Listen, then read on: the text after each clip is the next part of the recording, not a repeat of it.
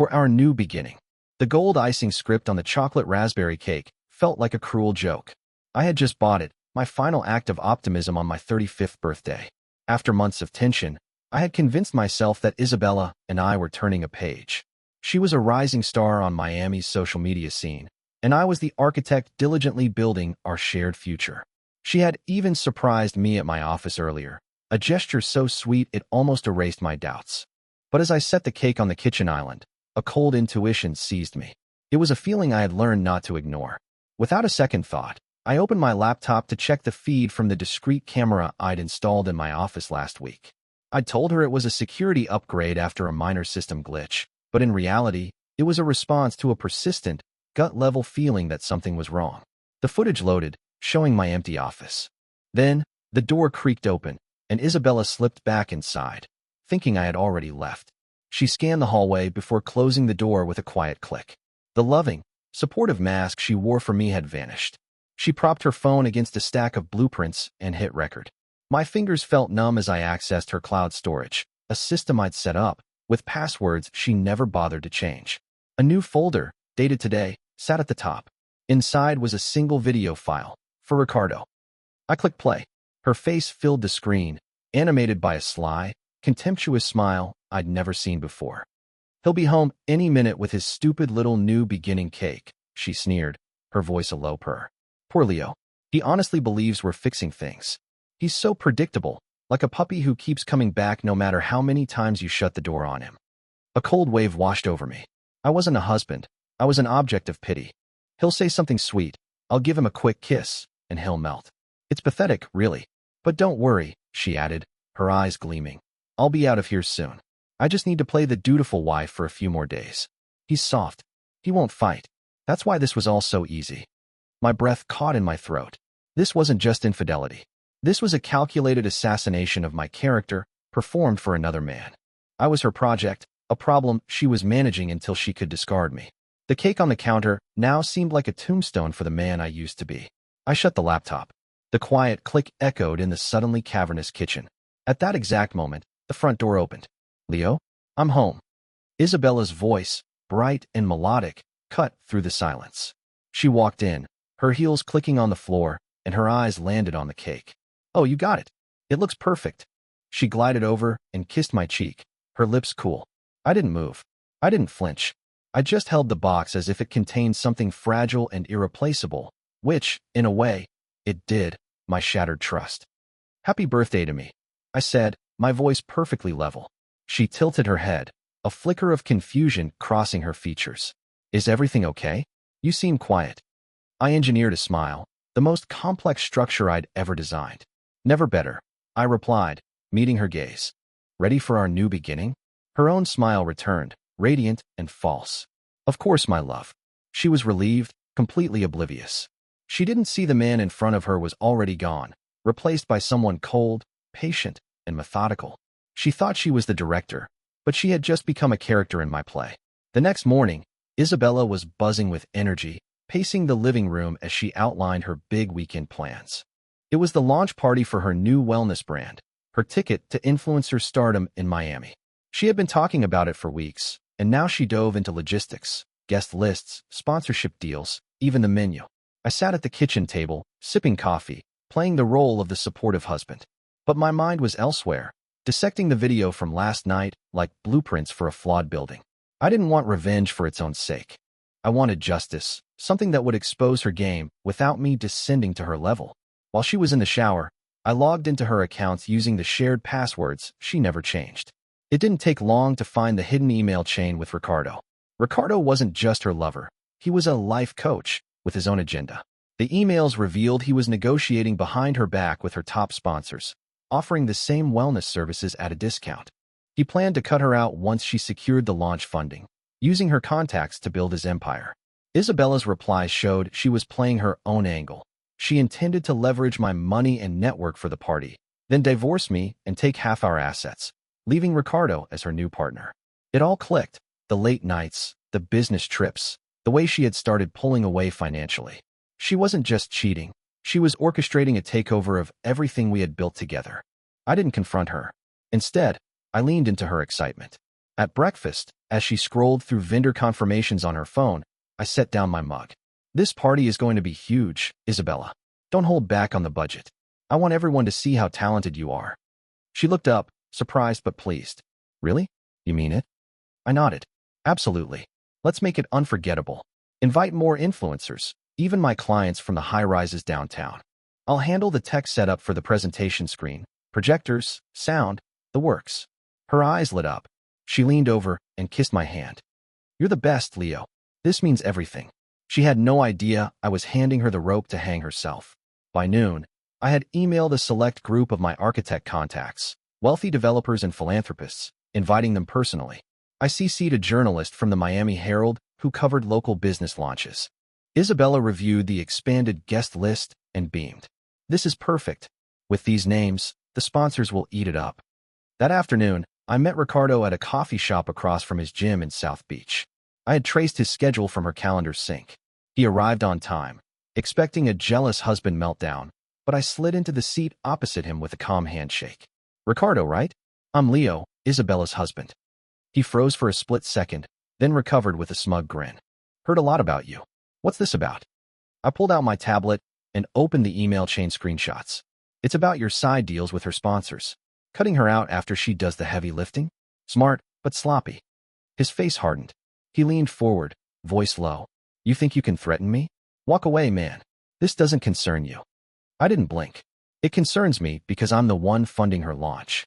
And if you don't back off those negotiations, I'll forward this to every contact in her network, yours too. He laughed, but it was forced. You got nothing on me. I tapped the screen, revealing a forwarded copy of his latest pitch email, timestamped from her shared drive. Try me. Disappear from her deals by tomorrow, or the party becomes your funeral. He stood abruptly, knocking over his cup. You're bluffing. But as he left, I saw the doubt. That night, Isabella came home glowing from a strategy call. She didn't notice how I watched her delete a text from him. The trap was set, and she was walking right into it. The party was in full swing at our penthouse overlooking Biscayne Bay. Over 100 guests milled about, sponsors in tailored suits, influencers snapping selfies, Isabella's parents chatting with my architect colleagues. The air hummed with laughter and clinking glasses as the catering staff circulated trays of ceviche and mojitos. Isabella stood at the center, commanding the room like a queen on launch night. She had spent the last hour networking, sealing deals with handshakes and promises. Now, she stepped up to the makeshift stage where the massive presentation screen loomed behind her, ready to unveil her wellness brand. I watched from the edge of the crowd, my tablet in hand, connected to the projector system I had rigged myself. Ladies and gentlemen, Isabella announced into the microphone, her voice steady and charismatic. Tonight marks the beginning of something transformative. I couldn't have done this without the support of my incredible husband, Leo. He's been my rock. The crowd applauded warmly. Her parents beamed from the front row. Sponsors nodded approvingly. I stepped forward, accepting the cue with a nod. Isabella's right, I said, taking the mic. I've been incredibly supportive. So supportive, in fact, that I want to show everyone the real hard work behind this success. I tapped my tablet, and the screen flickered to life, not with her polished brand slides, but with the security footage from my office. The room fell silent as Isabella's recorded voice filled the speakers. He'll be home any minute with his stupid little new beginning cake. Poor Leo. He honestly believes we're fixing things. He's so predictable, like a puppy who keeps coming back no matter how many times you shut the door on him. Gasps rippled through the crowd. Isabella's hand flew to her mouth, but she recovered quickly, stepping toward me. Leo, what is this? Turn it off. I didn't. The video continued, showing her sly grin as she mocked me for an audience of one. Ricardo. Her parents' faces drained of color. A sponsor whispered to his aide, pulling out his phone. But I wasn't done. That's just the start, I said evenly. Let's see what else she's been sharing. I switched to the audio clips from her emails, Ricardo's voice joining hers in snippets of their scheme. Him pitching undercut deals to her sponsors, her laughing about using my funds to bankroll it all before dumping me. Murmurs turned to outrage. One sponsor, a prominent wellness chain executive, stood up. Is this for real? We've invested based on trust. Isabella spun toward the crowd. It's not what it looks like. Leo, stop this. But the damage was spreading. Phones were out, recording every second. Then came the twist she never saw coming. I pulled up the final files, screenshots of Ricardo's emails, timestamped from just hours ago, where he bragged to a partner about phasing out Isabella once she signs the big checks. He was in the room, lurking near the bar, but now eyes locked on him. He bolted for the exit, shoving past a waiter, but security, two guys I had quietly hired for the event, blocked his path. "Mr. Vargas," one said, "we need to talk." The crowd parted, watching as he stammered excuses. Isabella's father rose, voice booming. "Isabella, explain yourself." She froze, isolated in the spotlight she had craved. I handed the mic to the Miami Herald journalist in the front row, the one I had invited. "For the record," she said, already typing, "this is going viral." Sponsors began excusing themselves, contracts mentally shredded. Isabella reached for me, voice breaking. "Leo, please. I can fix this." I stepped back calm. "You already did." The screen went dark, but the real exposure had just begun. As guests filed out, whispering, I saw Ricardo being escorted away by security, his phone confiscated for evidence. Isabella's brand launch wasn't a triumph. It was a public execution of her lies. And in that moment, with the room emptying around us, she realized the man she had underestimated held all the cards. The fallout hit like a hurricane sweeping through Miami.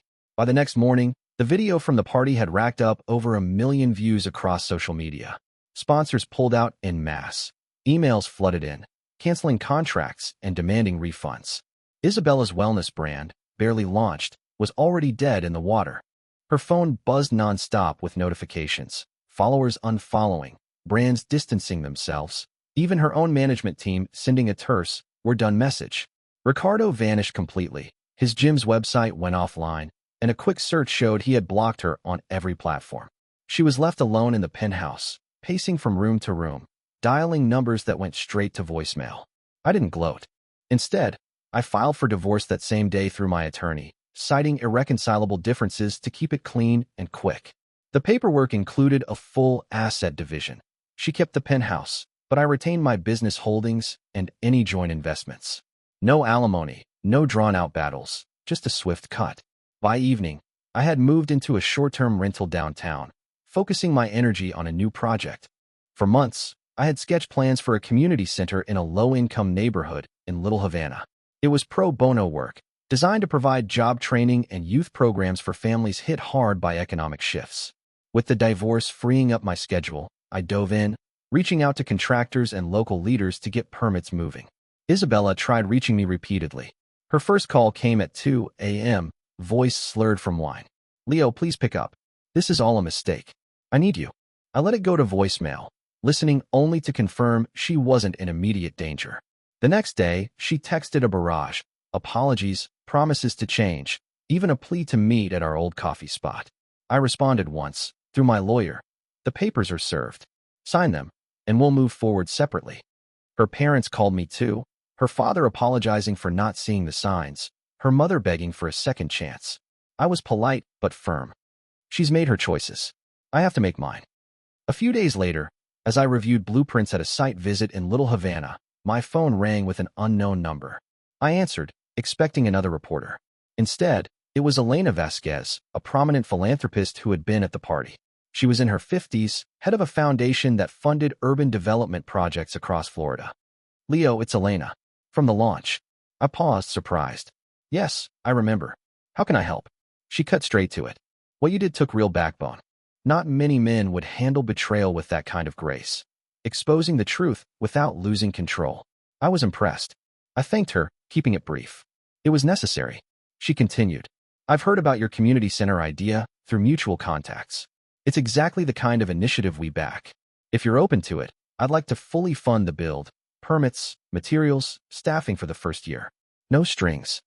I stopped walking, processing. "That's generous, but why?" She laughed lightly. "Because integrity like yours is rare. Isabella's lies cost her everything, but your honesty? It opens doors. Meet me tomorrow to discuss details." I agreed, and we set a time at her office in Coral Gables. That night, as I pored over the center's floor plans, adding a tech lab for job skills training, I felt a shift. The pain from Isabella's betrayal hadn't vanished, but it no longer defined me. Her calls tapered off, replaced by silence. A week later, my lawyer informed me she had signed the papers without contest. The penthouse went on the market, and she moved out to a smaller condo, her influencer career in ruins. Meanwhile, Elena's funding turned my sketches into reality. Groundbreaking was scheduled for next month. One evening, as I wrapped up a meeting with the construction team, Elena joined me for a walkthrough of the site. She had become a mentor of sorts, offering advice on scaling the project. "You've got a good head for this, Leo," she said, pointing to the youth program wing. "Ever think about partnering with someone who knows the ropes?" I nodded, appreciating the nudge. That's when Sophia, Elena's niece and a project manager at the foundation, stepped forward with revised budgets. She was sharp, no nonsense, and had been handling logistics from day one. Our conversations had evolved from professional to personal, shared laughs over site delays, late-night emails about design tweaks. "Leo's vision is solid," Sophia said to her aunt. "We're ahead of schedule." Elena smiled. "Good. Now, Leo, about that dinner to celebrate the funding?" I glanced at Sophia, who met my eyes with a subtle nod. For the first time in months, the future felt open, not obstructed. Isabella's empire had crumbled under her own weight, while mine was rising on a foundation of truth. A year had passed since the launch party disaster, and the grand opening of the New Dawn Community Center in Little Havana drew a crowd of over 200.